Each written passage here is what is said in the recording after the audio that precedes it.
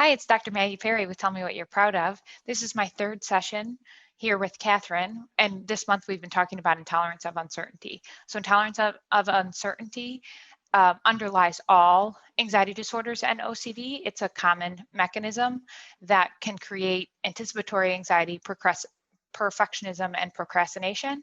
And so in the last couple sessions, we've talked a lot about perfectionism and procrastination as it related to Catherine's career, studying for the GMAT, and even doing makeup in everyday life.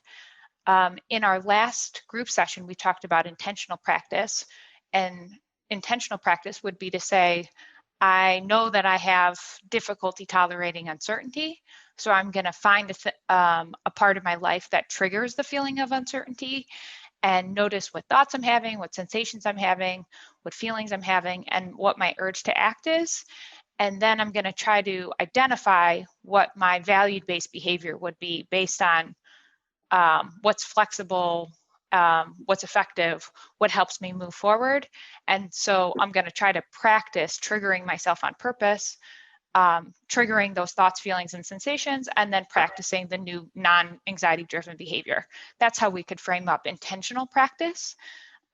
So today we're going to talk about incidental practice. So incidental is when you're triggered in everyday life. Maybe you have some sense of what you're triggered by, but you're not so sure how it's going to play out in everyday life. Or sometimes the triggers are totally arbitrary, you're not ready for them necessarily, and you still have to find a way to relate to them effectively. So Catherine, thank you so much for being on the show. Yeah, no problem. Thanks for having me. So I'm wondering first what your thoughts are when you think about the difference between intentional practice and incidental practice in everyday life. Well, the first thing that came to mind hearing you frame up incidental practice was that I am like constantly triggered unintentionally. So yeah, I guess my reaction is I remember the part of therapy with you where we talked about intentional triggers and knowing when I would be exposed to things. But the reality is that like incidental triggers happen literally all the time, and I think it will be a probably lifelong practice for me to remind myself this is your anxiety talking, because you really don't know when something's going to pop up that's going to trigger your anxiety. And how do you feel thinking about it as a lifelong process? It's a little overwhelming, and also this is probably a terrible thing to say. It's almost kind of comical. Like if I'm in the right mindset, it's kind of like, okay, yeah, like this is something I'm gonna have to deal with regularly. And I do sometimes have, like, when I'm in a good headspace, I find that I do have like kind of a comical reaction to being like, oh, this is just my anxiety talking. I'm not under like an actual threat. But yeah, it is a little daunting to think that the rest of my life will probably go by having to deal with these sorts of triggers. Yeah, fear and humor can't coexist. So the fact that you find it comical to me suggests that you have some distance from it. Like there's a sense of your observing self that can see you getting anxious. You're not totally fused to the anxious content. So that's really great. And it's likely that your content will change over time. So some people feel really demoralized by the reality that if they're born with a body that has anxiety sensitivity, that regardless of how much practice they put in, there's always a possibility that they're going to get resensitized and then feel anxious about something.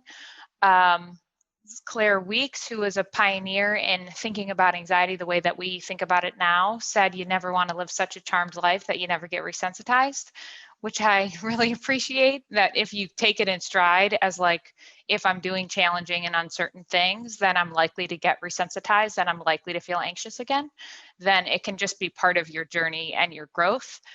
And if we compare it to exercise, one way to think about it also is that it doesn't, relating to anxiety well doesn't necessarily get easier, but you do get stronger.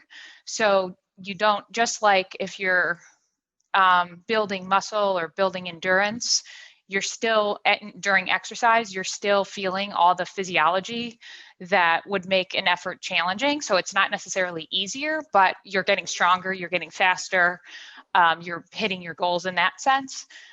So similarly, when you do something anxiety provoking, even if you have a lot of practice, you're going to get the whoosh, you're going to get all the physiology that comes with the anxious response.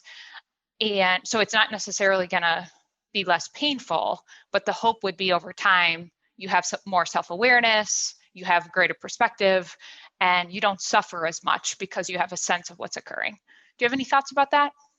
That makes sense to me for sure. I think that I could think of, plenty of experiences throughout my 20s that have been anxiety inducing, like studying, as we talked about last time, or work, or even dating, where throughout the process I'm still, to this day hit with triggers of anxiety. But now that I am able to kind of consciously evaluate and understand them in my mind, the sensation's still there, but I can soothe myself, I guess, in a faster process than I would have before.